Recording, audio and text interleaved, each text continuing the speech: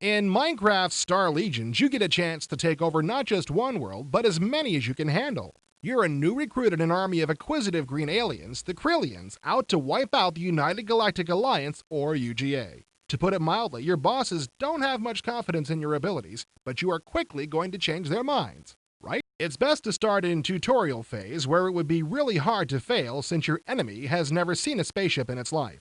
No, they're not affiliated with the UGA, but they were handy. They're a bunch of elephant-headed peaceniks, and you've got 30 real-time minutes to wipe them out. Even if you do manage to mess up this invasion, it will have no impact on your career record, so relax. Now's the time to experiment. You start your conquest on this screen called the Planetary Control Panel. In the upper right corner, you'll notice a set of 6 squares with tiny pictures. Those are the 6 screens you move between, and the one you're on is in yellow. Just click on them to move to different phases of command. The little red squares on your map are cities. Click your right mouse button onto one of them and you'll get a close-up. Isn't it cute? Now use your left mouse button to change the targeting mode to bombard and click on the same city with the left mouse button. You've just nuked it bare. Doesn't that feel great? While you can just continue to nuke all the cities, you might want to learn other ways of inducing surrender. If you choose the invasion targeting mode rather than bombard, your mouse click will select a city for a more subtle kind of conquest. The selected cities show up here on the Invasion Control Panel. As you can see, the upper right corner now shows the top center square is yellow. This screen lets you see all your selected battle zones, and you can also send out shock troops by transporter. For now, though, pick a single zone and click its View bar, and you'll find your view shifting to the next screen. This is the Zone Control Panel, and it does the same thing as Invasion Control, but you only see the action in one area at a time. Now's the time to call in the shock troops. Click the Assault bar and answer the nice green man's questions. You can only send 9 troops at a time, and you've only got 16, so be sparing. You shouldn't need much. These are farmers, for crying out loud. If they get out of hand,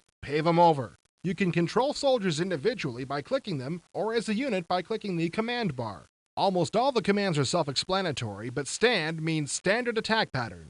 The ETAs have to do with how long it takes troops to arrive or landing pads to be built. These things don't just happen, they take a little time, so be patient. The Orbital Control Panel, lower left on your handy diagram, shows your current trajectory. At first, you'll just see your control ship, but the rest of your convoy can easily be shown by clicking their names or types on the list. Changing orbit helps bring the whole planet into full scan so you can find all the cities. Adjust type and height at will, then execute the change. High orbits make for great scanning, but to properly attack, you want to get in closer. At bottom center is the Dropship Control Panel. If your shock troops can't quite do the job, send in some full-strength warriors and shake up the populace. But you can't drop a shuttle until your shocks have constructed a landing site. So do that first, then load up a dropship with warriors and drop it into the fray.